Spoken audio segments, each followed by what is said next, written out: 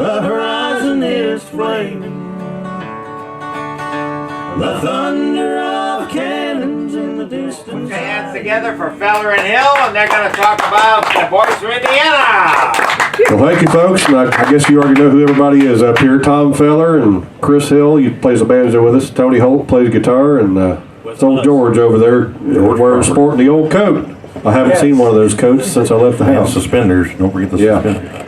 So we, Tony and I are part of the Holt family, and there were 4 brothers. There was Aubrey, Jerry, Tom, and they had another brother, Bill, that never did play music, but there was 4 brothers, and then my mom, Judy. And then Harley Gabbard was all of their uncles. So my grandpa, Tony, which was all their dad, and he married Margaret Holt, which was Harley's sister, and both the Holts and the Gabbards played music, so we didn't really have a chance. Paul Mullins, WPFB Middletown, and he would he would actually get on the radio because no cell phones back then, and it was easier for him to get on the radio and say, well, if the boys are listening out there, that wild bunch of boys from Indiana, come on over here. We got a goat rope and we're getting ready to cut the big ribbon over here. We need some music. So they would do that. And the name kind of stuck.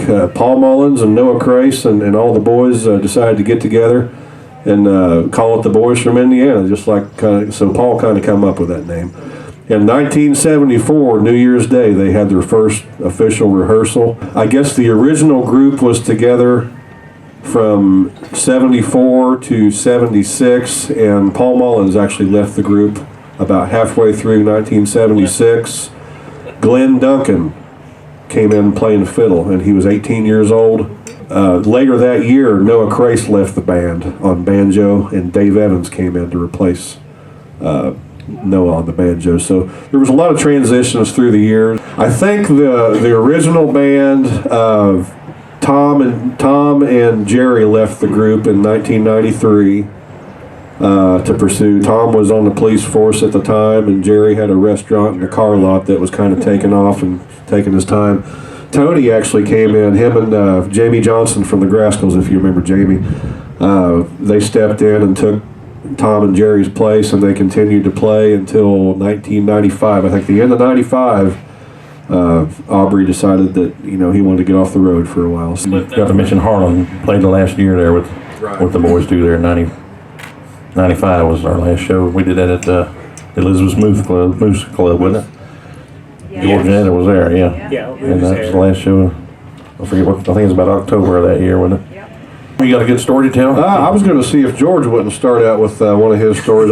We all know all of our stories. We hear them all the time, but maybe George has got something that we don't know about.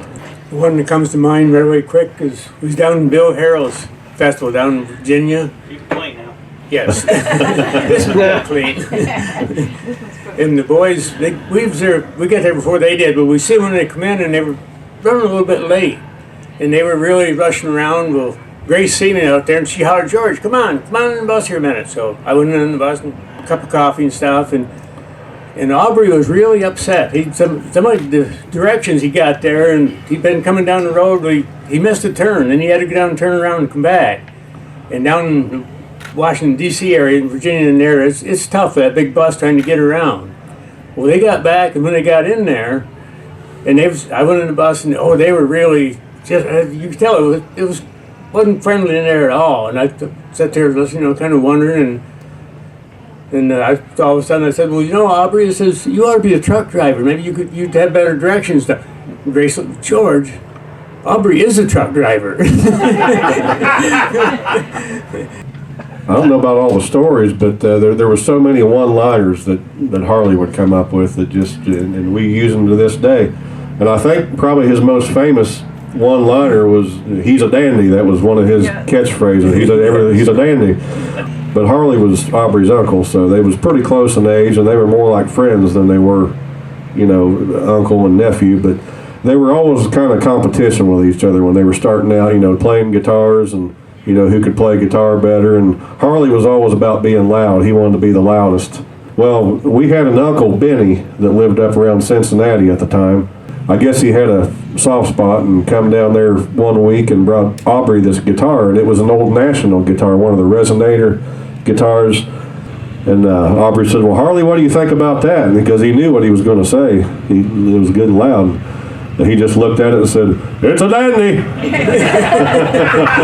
Ever since that, they kind of joked about it, and it just became kind of Harley's catchphrase for the rest of his life. So that's how it started. There was a truck stop, and I can't remember the guy's name, Tony. He had all this memorabilia had a little museum in there. They had played the show there that night. Bill Harrell and the Virginians, and then the boys from Indiana played their set, and they had the buses parked out there. Well, they got done with the set, and they decided, well, it was kind of late, and they wanted to hang out and maybe do a little partying. I'm not sure. So on the way home, Harley gets out of bed and starts walking up and kind of pacing. He used to just pace up and down the hallway sometimes. He didn't drive much there towards the later years, but he come up through there, and he was just looking for something, just like he couldn't find. And finally somebody asked him, well, Harley, what are you looking for? He said, I can't find my teeth. He had them false teeth. Couldn't find them anywhere. So that kind of set the pace right there. And Tom would say, well, what size were they? He'd say something like that. And then Jerry said, well, Harley, what color were they? He said mousy gray. He said it was a cross between mouse gray and jack-o'-lantern orange. Whatever that meant. The funny thing is, I think it was about 6 months later, Harley he'd met the bus down there. They'd pick him up sometimes. Tom had loaned him a pair of his boots there, and he went back there to get them and went to put one of them on, and lo and behold, there was his teeth down in one of Tom's boots. But he lost 6. And Harley had already had a new set of teeth made and wrote them off, and so I guess he had a spare then. Well, if anybody knew the boys from Indiana, knew that Harley was the main character of the bunch, as you can tell. But a couple stories about him out jamming late a couple of nights there, and he left his Dober out all night and it rained. I don't know where that was at, but he got up the next morning. They was getting ready to get on stage. He picked that Dober up, turned it upside down, drained the water off of it, and jumped on the stage. He did not care. Another time, my dad said, I think it was Hugo, Oklahoma. It was hotter, usually about 100 degrees out there. They had a real dandy show, and nothing was going right. Sound wasn't right. Just one of them crap shows. You want to just get off stage and go back to where you come from. But so they was walking up the hill there, and there was a garbage can. Harley just took that Dobro and laid it in the garbage can and kept on walking. Well, Aubrey said one time he come off stage there somewhere, maybe up in New York, and there was a little tree, a little sapling or something there right as you come down the steps, and said he just hung it right in that tree by the tuners, and it just hung there. Said he walked off and left it. They were always known for throwing the hats out after the show, and that kind of came one of their trademarks there towards the end. I guess they had a pretty hot summer there one year, and Tom had been wearing a cowboy hat, and he said, well, they got ready to go on stage. He said, well, I about had it with this cowboy hat. He said, when I get done tonight, I'm going to throw this thing as far as I can throw it. So I guess when they got done with the show, all of them ended up throwing them out there, and they was actual, the nice hats. There happened to be a TV or a radio station reporter that had been covering the show that night, and come up to Harley after the show and said, boy, I don't know who your PR guy was, but he was really pretty smart. That's a smart move throwing those hats out. And Harley didn't even know what PR man was. Neither did Aubrey. Yeah. Tom caught wind of it and decided that should become part of their show. So they, instead of buying the fancy hats, they would buy some. They get them in bulk, some of the cheaper ones. That also kind of worked great because it would get people to come to their record table and get the hats signed, and they might happen to buy something while they was there. So it was a good move. And they did fight too. I saw some fights. You spend that much time on the road with somebody, you kind of learn all their the things that they do that annoy you. Harley was usually the big instigator. Tom and Jerry was arguing one night, and Harley run back one end of the bus the next. Well, Jerry, now he's back there saying that you want to. And you go back to Tom. Well, Tom said he didn't. Well, I'll tell you one thing.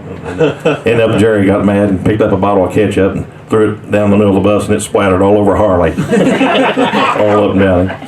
I ain't gonna say what he said then, but he deserved probably every bit of that. Him and Aubrey used to go down. That was about once a year, I guess. They would go down to CMA week. Now this was years and years ago, probably back in the '80s. Harley, he couldn't wait to get over there. He just wanted to go over there and check everything out and find the party and all that good stuff. So he had went over there one night and kind of more or less just snuck in. And I guess when they went to throw him out, he got a little belligerent and he ended up going to jail. I guess one thing led to another, but probably the funniest thing he said, that I guess he got so belligerent they ended up pepper spraying him. And he told Aubrey, he said, well, they sprayed me like a common housefly.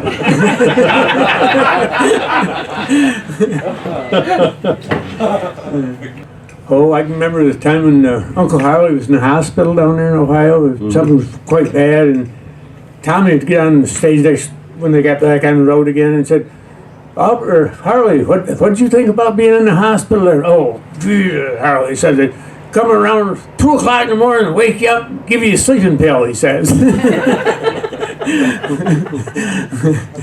Aubrey had, and I kind of helped him out a little bit, kind of get all of his songs together the last few years before he passed away.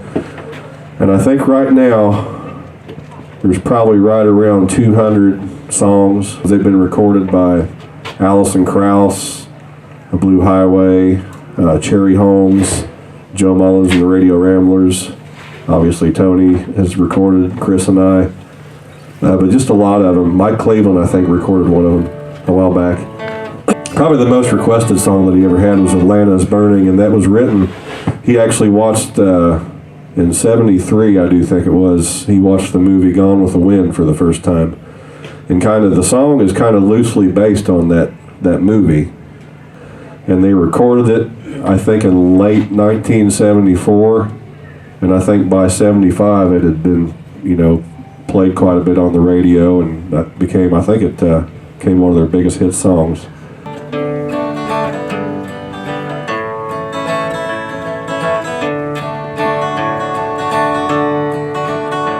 Atlanta is burning, the horizon is flaming,